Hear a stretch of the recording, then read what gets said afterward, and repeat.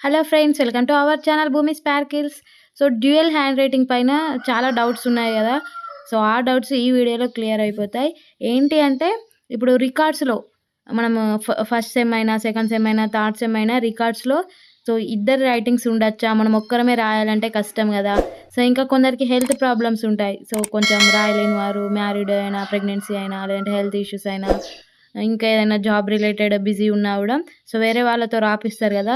So, 2 hand writings అనేవి రికార్డ్స్‌లలో ఉండకూడదు. ఎందుకనంటే ఇప్పుడు మనకు సిలబస్ చేంజ్ అయిపోయింది గదా! సిలబస్ చేంజ్ గాకన్నా ముందు అంటే 2023 బిఫోర్ ఇయర్‌లో బీఎడ్ చేసిన వాళ్ళు రికార్డ్స్ ఫుల్ మందితో రాయించేవాళ్ళు. ఎలా అంటే సో, ఒక ఎగ్జాంపుల్ చెప్తా.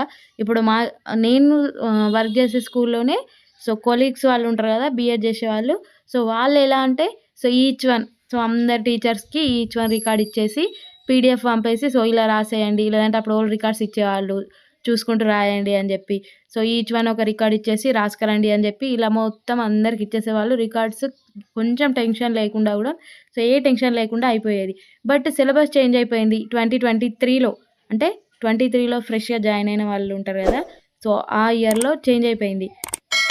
సో, చేంజ్ అయిపోయిన తర్వాత ఏంటి అంటే హ్యాండ్ రైటింగ్స్ 2 హ్యాండ్ రైటింగ్స్ ఉండకూడదంట. ఆ యూనివర్సిటీ వాళ్ళే కొన్ని రూల్స్ ఇస్తారు గదా! న్యూ సిలబస్ రిలీజ్ అయినప్పుడు. సో, ఇలా ఉండాలి రూల్స్ అండ్ రెగ్యులేషన్స్ అని. అందులోనే మంచిగా మెన్షన్ చేశారు. ఏంటి అంటే డ్యూయల్ హ్యాండ్ రైటింగ్ ఉండకూడదు అని. సో, ఫస్ట్ ఆ హ్యాండ్ రైటింగ్‌ని ఎలా ఐడెంటిఫై చేస్తారు అనేది చెప్తాను. సో, ఫస్ట్ ఆఫ్ ఆల్ మనము రికార్డ్స్ సబ్మిషన్ ఎక్కడ చేస్తామంటే మన కాలేజ్‌లో చేస్తాం గదా! సో, కాలేజ్‌లో మన సబ్జెక్ట్ లెక్చరర్ గానీ, లేదంటే అటెండెన్స్ గానీ, లేకుంటే ఇన్‌చార్జెస్ గానీ ఎవరో ఒకరు తీసుకుంటారు. సో, అక్కడ మనకు డ్యూయల్ హ్యాండ్ రైటింగ్ ఉన్నా ఉన్నా సరే, ఉండకున్నా సరే కొంచెం మెయింటైన్ చేసేయొచ్చు. సో, మనం ఏదో కొంచెం బాధగా అసలు రాయలేము సార్ ఇట్లా, అట్లా అని చెప్తే ఓకే అంటారు. బట్ ఇక్కడ వీళ్ళు దొరకబట్టినా, దొరకబట్టకున్నా ఏమవుతుందంటే సో, కొన్ని స్ట్రిక్ట్ కాలేజెస్ ఉంటాయి గదా! సో, ఇక్కడనే దొరకబట్టేసి మీరు ఇంకో రికార్డ్ రాయండి, ఇంకో రికార్డ్ బై చేసి అందులో సేమ్ హ్యాండ్ రైటింగ్ యూజ్ చేయండి అని చెప్తారు. సో, కొన్ని కాలేజెస్‌లో లైట్ తీసుకుంటారు. లేదంటే ఓపెన్ చేసి కూడా చూడరు కొన్ని కాలేజెస్‌లో. అలాంటి కాలేజెస్‌లో డైరెక్ట్ ఏసేస్తారు. ఏసేసినప్పుడు ఏం చేస్తారంటే మన రికార్డ్స్ అయితే ఎన్నైతే ఉంటాయో సో, అన్ని రికార్డ్స్‌కి ఒక అన్నీ కలెక్ట్ జేసి ఉంటాయి గదా! 10 అలా ఉంటాయి గదా! దానికి మొత్తం రబ్బర్ ఏసేసి అలా పెట్టేస్తారు. మన రోల్ నంబర్ రాసి సో, ప్రతి రికార్డ్ పైన మన రోల్ నంబర్ పెద్దగా స్కెచ్ తోటి రాసి అలా రబ్బర్ వేసేసి పెడతారు. సో, వాటిని యూనివర్సిటీకి తీసుకెళ్తారు. సో, ఒక్కొక్క కాలేజ్‌కి ఇలా ఒక డేట్ అంటూ ఉంటది. సో, ఇట్లా ఈ కాలేజ్ వాళ్ళు ఇప్పుడు రికార్డ్స్ అనేది యూనివర్సిటీలో సబ్మిట్ జేయాలి అని కాలేజ్ కాలేజ్‌కి ఒక డేట్ ఉంటది. అప్పుడు ఇవన్నీ మన రికార్డ్స్ ఉంటాయి గదా! అన్నీ తీసుకెళ్ళి యూనివర్సిటీ దగ్గర ఇస్తారు. అప్పుడు యూనివర్సిటీలో చెక్ జేసే వాళ్ళుంటారు గదా!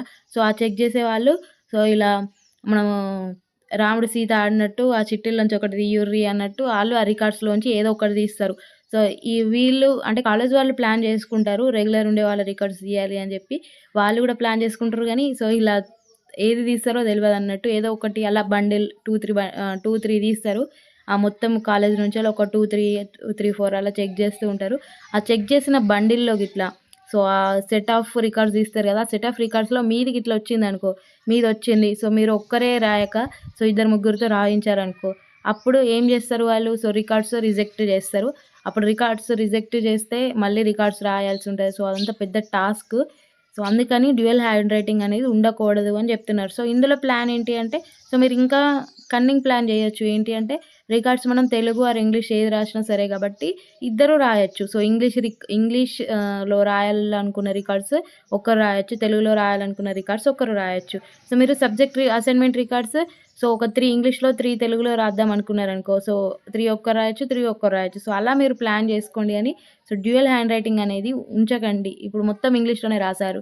అందులో ఒక ముగ్గురు, నలుగురు హ్యాండ్ రైటింగ్స్ ఉంటే మీరే దొరికి రికార్డ్స్ రిజెక్ట్ అయితే అప్పుడెలా ఉంటది? థియరీ ఎగ్జామ్ ఫెయిల్ అయినాం. సో, ఇంకో ఇయర్ ఎక్స్‌టెండ్ అయింది అన్న ఓకే అనిపిస్తది గానీ, మరీ రికార్డ్స్ రిజెక్ట్ అయితే అది షేమ్‌ఫుల్ గదా! సో, అందుకని డ్యూయల్ హ్యాండ్ రైటింగ్ అయితే ఉంచకండి. సో, ఇలా ఐడియాస్ జేసుకోండి. కొందరు తెలుగు మెథడాలజీ ఉంటది గదా! Second method. సో, ఆ సెకండ్ మెథడ్‌వి వేరే వాళ్ళతోటి రాపించండి. ఇంగ్లీష్‌లో రాసేవి మీరు రాసుకోండి. లేదంటే తెలుగు ఆర్ ఇంగ్లీష్ ఏది రాసినా ఓకే కాబట్టి అలా రాసుకోండి. అంటే ఐడియాని బట్టి రాసుకోండి. మరీ కనిపించేటట్టు అలా రాసుకోకండి. అంటే జస్ట్ ఐడియా నేను జెప్పినాను. మరి ఎవరైనా కాలేజీ వాళ్ళు, ప్రిన్సిపల్ వాళ్ళు ఎవరైనా జూస్తే కొంచెం నన్ను క్షమించండి సార్. ఏదో జస్ట్ యూజ్ అవుతుందని జెప్పి ఐడియా జెప్పిన. And thank you for watching.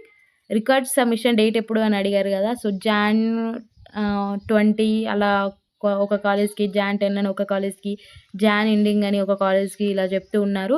So, మీ కాలేజ్‌ని బట్టి ఉంటది. మీ కాలేజ్ అథారిటీస్‌ని కాంటాక్ట్ అవ్వండి. And thank you for watching.